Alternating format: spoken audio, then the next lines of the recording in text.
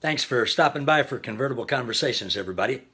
We're continuing with our positive parenting points, and today I want to give you 7 steps on how to make it through a horrific parenting situation. Step 1, come to Jesus. Steps 2 through 7, repeat step 1, come to Jesus. I probably could just stop right there. You know, for us in parenting and in everything, there's really only one step for us that provides any real help. Come to Jesus. Hebrews 4:16 says, "Let us therefore come boldly to the throne of grace that we may obtain mercy and find grace to help in time of need." Well, what does come to Jesus mean? It certainly may mean different things for different people. I get that. In Matthew 11:27 to 32, this is Jesus talking. He says, "All things have been handed over to me by my Father, and no one knows the Son except the Father, nor does anyone know the Father except the Son, and anyone to whom the Son wills to reveal him. Come to me, all who are weary and heavy laden," the word means who work to exhaustion, "and I will give you rest," he says. "Take my yoke upon you and learn from me, for I am gentle and humble in heart, and you will find rest for your souls." That's a promise. He says, "My yoke is easy and my burden is light." Jesus on that day told the religious leaders and everyone else that none of them really knew him or his Father. Then he said he was willing to reveal himself and the Father to them. He knew they were burned out, weary, heavy laden. He simply said, "Come to me and I'll give you rest." He promised rest for their souls. Then he gave a little instruction on what to do after they came to him.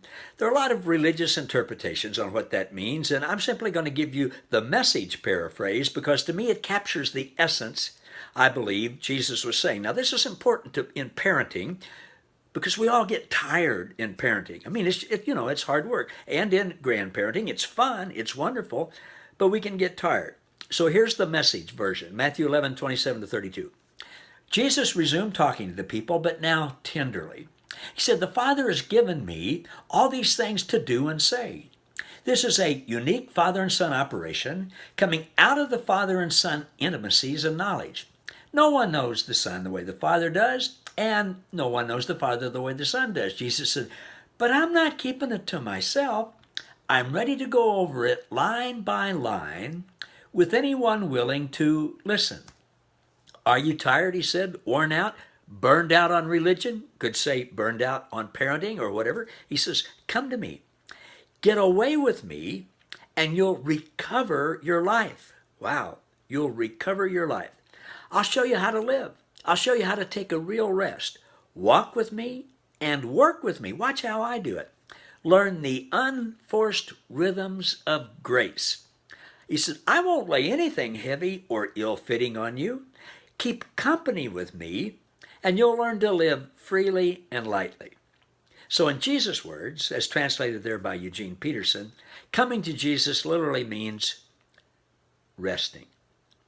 As we simply hang out with Jesus, the mystery that the Apostle Paul revealed to us in Colossians 1:27, Christ in us, the hope of glory, as we hang out with Jesus in us, we're able to rest from our work, striving to gain and maintain a right relationship with God and living life by our own efforts and our own power, striving to figure out how to best parent, how to best grandparent, how to best be a husband or a wife. We simply rest, simply walk with him, and work with him as he leads and guides and empowers us line by line what to say and do. We watch what he does, and we do that.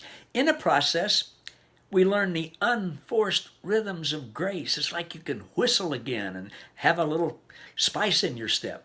And the result is we start to live freely and lightly. Now, how exactly did Jesus do that himself? Well, he told us, he said, "I don't say or do anything except what the Father told him to do or say." And then he says here, "I know what to say and do, and I'm going to go over it with you line by line." I understand that's what he wants for us in every area of our life. In parenting, it's so important, in our marriage or work or career, education, social, everything. As we're aware of Christ in us, then we're set free from having to figure out how to do things ourselves. We simply tune into him 24/7. Scripture calls that in another place praying without ceasing. And continually we just ask, I've learned this, say, Jesus, what do you want me to do here? How do you want me to handle this parenting situation? Here's the challenge with my child, with my grandchild. What do you want me to do? What do you want me to say? What do you want me to know about this child or my spouse or whoever? What's going on with them? You know what? Then we listen. He will tell us. And then we obey what we hear. It's that simple. We're going to finish this up tomorrow. Thanks a lot for watching. See you then.